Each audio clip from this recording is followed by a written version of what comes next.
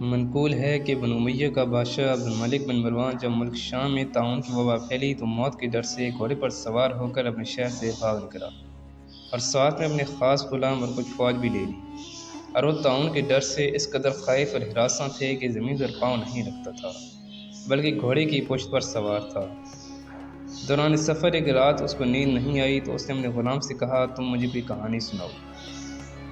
تو ہوشیار غلام نے بادشاہ کو نصیحت کرنے کا موقع پا کر یہ قصہ سنایا کہ ایک لومڑی اپنی جان کی حفاظت کے لیے ایک شہر کی خدمت گزاری کیا کرتی تھی، تو کوئی درندہ شیر کی ہیبت کی وجہ سے لومڑی کی طرف نہیں دیکھ سکتا تھا، اور لومڑی نہایت ہی بے خوفی اور اطمینان سے شیر کے ساتھ زندگی بسر کرتی تھی۔ اچانک ایک دن ایک عقاب لومڑی پر جھپٹا تو لومڑی بھاگ کر شیر کے پاس چلی گئی اور شیر نے اس کو اپنی پیٹھ پر بٹھا لیا۔ عقاب دوبارہ جھپٹا اور اپنی لومڑی کو شیر کی پیٹھ پر سے اپنے چنگل میں دبا کر اڑ گیا۔ لومڑی چلا چلا کر شیر سے فریاد کرنے لگی تو شیر نے کہا، اے لومڑی، میں زمین پر رہنے والے درندوں سے تیری حفاظت کر سکتا ہوں، لیکن آسمان کی طرف سے حملہ کرنے والوں سے تجھ سے نہیں بچا سکتا۔